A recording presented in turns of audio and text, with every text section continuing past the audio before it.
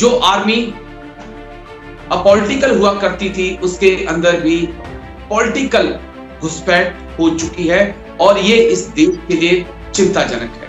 कोई अगर ऐसे पोस्ट कर रहा है, लिख रहा है, कल यही चीज ग्राउंड पे होने लग गई, हम समझ भी नहीं पाएंगे कि कितना अंधकाल आ जाएगा भारतीय सेना की यूनिट्स। उनकी टीआरपी बढ़ती है, उनको एडवर्टाइजमेंट्स मिलती हैं, करोड़ों में कमाते हैं, लेकिन वो अपने देश को अंदर से खोखला कर रहे हैं। मैंने जो पिछले कुछ सालों में देखा, मैंने अपनी 25 साल की यूनिफॉर्म सर्विस में कभी नहीं देखा। हमने कभी मजहब और पॉलिटिक्स कभी नहीं डिस्कस किया। जय हिंद, बहुत बहुत शुक्रिया समय दिया आपने। Thank you sir.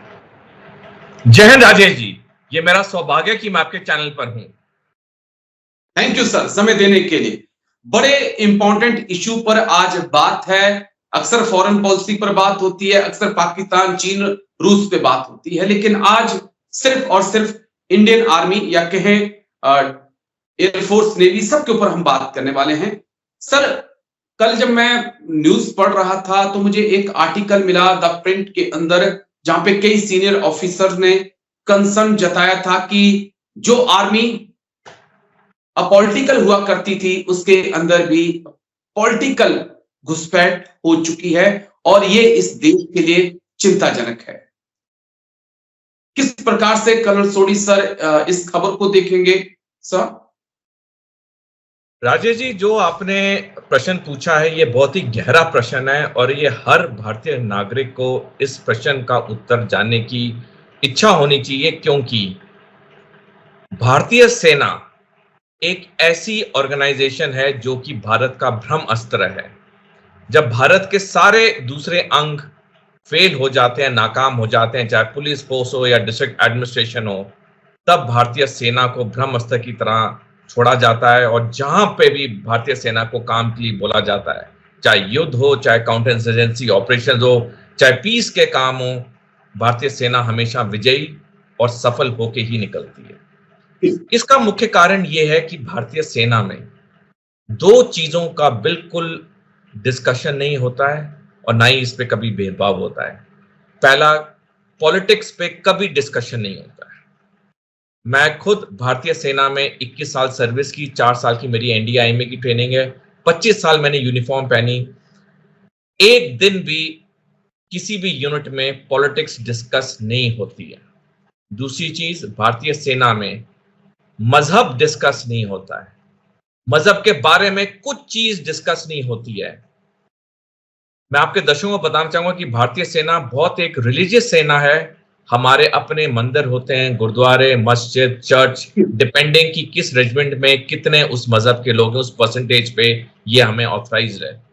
लेकिन हम वहां जाते हैं धर्म स्थलों में, जिसका नाम सर्व धर्म स्थल रखा जाता है, और वहां पे हम जो प्रेयर्स होती हैं सारे करते हैं, किसी भी मजहब के हो सारे करते हैं। और कोई हमारी इंपॉर्टेंट इवेंट हो, हमने फील्ड फायरिंग के लिए जाना हो, कॉम्बैट ट्रेनिंग कैंप के लिए जाना हो, हम अपनी पूरी रिलीजियस रिचुअल्स करते हैं। इसके अलावा हम मजहब के बारे में बात नहीं करते हैं। मैं आपके दर्शकों को दो छोटे इंसिडेंट बताना चाहूंगा, उसके बाद मैं आपके मेन मुद्दे पे आऊंगा। मैं हूं बॉम्बे सैपर्स का, जिसमें 37% मराठे यानी हिंदू हैं, 37% सिख हैं, 18% मुसलमान हैं और बाकी 8% अदर इंडियन कम्युनिटीज हैं। मेरी रेजिमेंट में एक मंदिर है, एक मस्जिद है और एक गुरुद्वारा है, और तीनों एक ही छत के नीचे हैं, और उस जगह को कहा जाता है सर्वधर्म स्थल। ये अनिवार्य है मेरी रेजिमेंट में कि मंगलवार शाम को मंदिर में आरती, फ्राइडे दोपहर को मस्जिद में नमाज और संडे सवेरे गुरुद्वारे में शब्द गुरबानी। ये 3 धार्मिक कार्यक्रम हर ऑफिसर जैसे जवान अटेंड करेगा, किसी भी मजहब का होगा, और ये तीनों मैं जैसे मैंने बताया एक ही छत के नीचे, जिसका नाम सर्वधर्म स्थल रखा गया है। आज मेरे को 10 साल से ज्यादा हो चुके हैं फौज से रिटायर हुए। आज भी कभी मैं किसी मंदिर, मस्जिद, गुरुद्वारे या चर्च के सामने से गुजरता हूं, मेरी आंखें नमन में झुक जाती हैं, मेरा सर इज्जत में झुक जाता है। मेरे लिए आज भी हर धर्म उतना ही प्यारा है जितना मेरा अपना धर्म है। दूसरी आपको बात बताना चाहूंगा, जब मैं पटन बारामूला के पास में पोस्टेड था, जब मैं सर्विस में था, मेरा ड्राइवर एक हिंदू था, मेरा रेडियो ऑपरेटर एक सिख था और मेरा गनमैन जो मेरे साथ होता था वो एक मुसलमान था। तो इन दो छोटे इंसिडेंट से आपके दर्शक समझ गए होंगे कि भारतीय सेना कैसे फंक्शन करती है। लेकिन सीधा भी आपके प्रश्न पे आते हुए, पिछले कुछ सालों से जब से सोशल मीडिया भारत में एक बड़े स्केल पे आया, और ये 2009 से सोशल मीडिया बड़े स्केल पे आना शुरू हुआ है भारत पे, मैं देख रहा हूं कि जो फौजी मिलिट्री ग्रुप्स हैं, स्पेशली व्हाट्सएप ग्रुप्स, क्योंकि यही क्लोज ग्रुप्स होते हैं, चाहे रेजिमेंट के हो, चाहे अपनी ट्रेनिंग के हो, एनडीए के हो, आईएमए के हो, इंजीनियर्स के हो, आरटी के हो, आर्मर्ड के हो, सबके अपने अपने व्हाट्सएप ग्रुप्स हैं। मैं पिछले कुछ सालों से देख रहा हूं कि इन व्हाट्सएप ग्रुप्स में ऐसे पोस्ट या ऐसे कमेंट किए जाते हैं जो कि घिनौने होते हैं, गंदे होते हैं। एक पढ़ा लिखा अफसर जो कि अच्छा पढ़ा लिखा होता है, अच्छा ट्रेंड होता है, जब वो ऐसे गंदे और घिनौने पोस्ट करता है या कमेंट लिखता है दूसरे धर्मों के बारे में, दूसरे मजहबों के बारे में, मेरे को बहुत डर लगता है। डर इसलिए लगता है कि आदमी के जो मन में होता है वही वो कागज या व्हाट्सएप या सोशल मीडिया पे लिखता है, और जो वो लिखता है वही वो आगे जाके जमीन पे कार्रवाई करता है, एक्शंस करता है। तो हमारी रेजिडेंट्स में जहां पे हर मजहब के जवान जेसी ऑफिसर हैं, कोई अगर ऐसे पोस्ट कर रहा है, लिख रहा है, कल यही चीज ग्राउंड पे होने लग गई, हम समझ भी नहीं पाएंगे कि कितना अंधकाल आ जाएगा भारतीय सेना की यूनिट्स में। तो मैं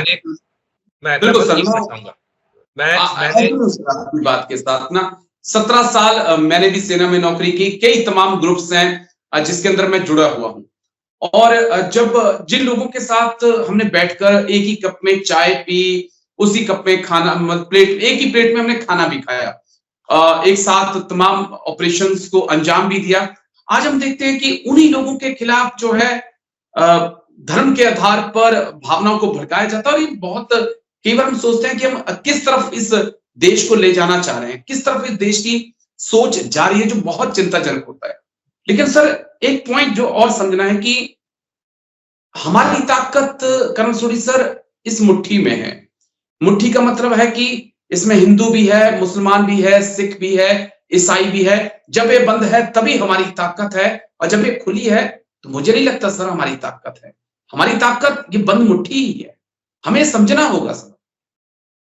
राजेश जी, बिल्कुल। कहते हैं जो लोग इतिहास से समझते हैं वो अक्लमंद होते हैं, जो अपनी गलतियों से समझते हैं वो बेवकूफ होते हैं। ये बिस्मार्क ने कहा था, जो कि बड़े थिंकर थे बहुत शताब्दी पहले। 1947 में ओंग सैन, जो म्यांमार के, तब उसे बर्मा कहा जाता था, उसके बड़े राजनेता थे, उन्होंने कहा था कि अगर बर्मा की अनेकता में एकता के साथ खेला गया तो बर्मा ऐसा डूबेगा कभी उभर नहीं पाएगा।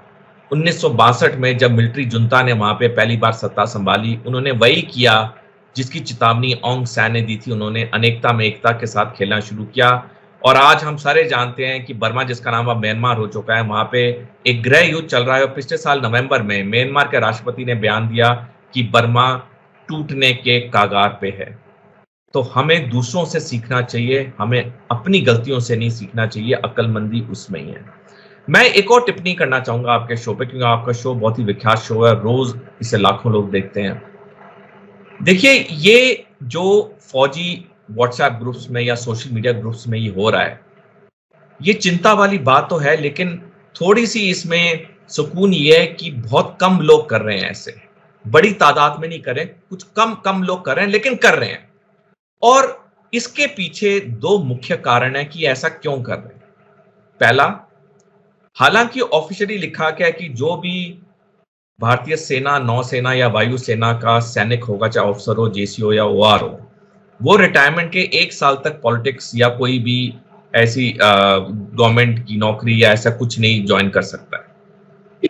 लेकिन हम देख रहे हैं पिछले कुछ सालों में, जैसे ही ये 1 साल का पीरियड खत्म होता है, काफी senior retired officer political party join कर लेते हैं। अब इसका इफेक्ट कैसे होता है, ये मैं 1 मिनट में आपके दर्शकों को समझाना चाहूंगा।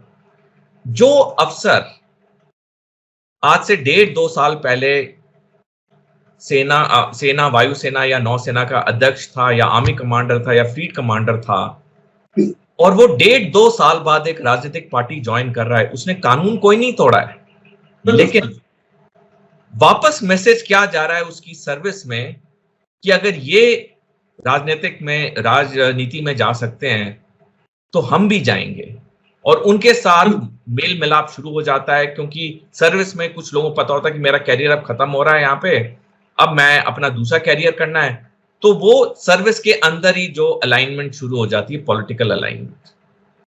और दूसरी चीज, क्योंकि कुछ मीडिया हाउसेस हैं जो कि दिन रात सिर्फ सांप्रदायिकता, कम्युनल हेटरेड, कम्युनल बैशिंग के ही प्रोग्राम चलाते हैं, और टीवी मीडियम एक बहुत अहम मीडियम है, उनकी टीआरपी बढ़ती है, उनको एडवर्टाइजमेंट्स मिलती हैं, करोड़ों में कमाते हैं, लेकिन वो अपने देश को अंदर से खोखला कर रहे हैं।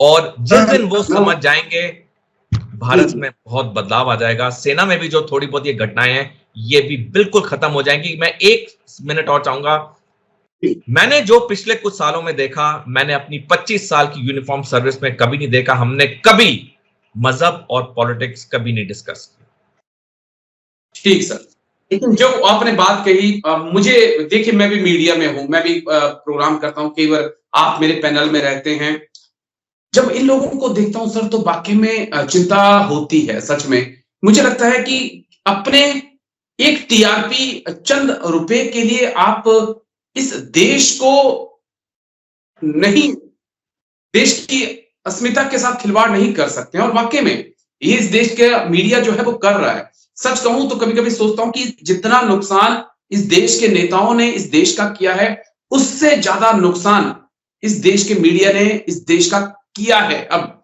हाल के सालों में, और नफरत के जो बीज बहुत गहराई से बोए जा रहे हैं।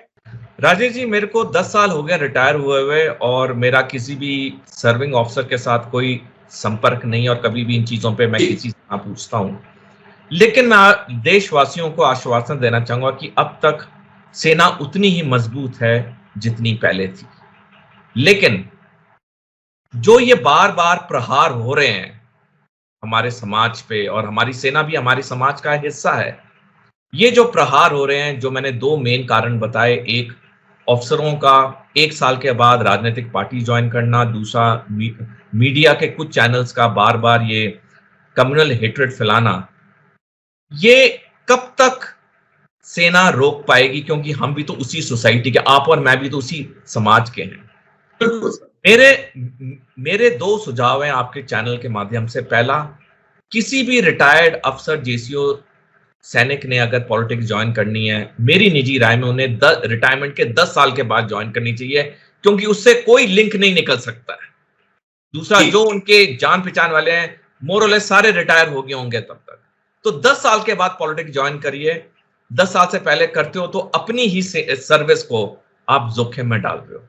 और दूसरा, मेरी उन कुछ न्यूज चैनल से दरखास्त है कि आप अरबों कमाइए, खरबों कमाइए, लेकिन देश को खोखला मत करिए, क्योंकि हम, जैसे आपने सही कहा, हमारी ताकत है एक मुट्ठी।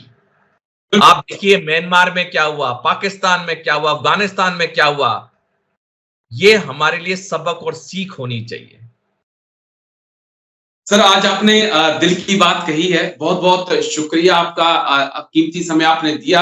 लेकिन आज जो आपने बातें कही हैं वो वाकई में अंदर से झकझोर देने वाली हैं, क्योंकि इस देश को आप जैसे एक्सपर्ट्स की भी जरूरत है, जो तमाम चीजों को खुलकर बोले और ये समझे कि कहां से इस देश को नुकसान कौन पहुंचा रहा है। शुक्रिया सर, थैंक यू, जय हिंद। आपने इतना कीमती समय दिया sir, thank you, take care sir.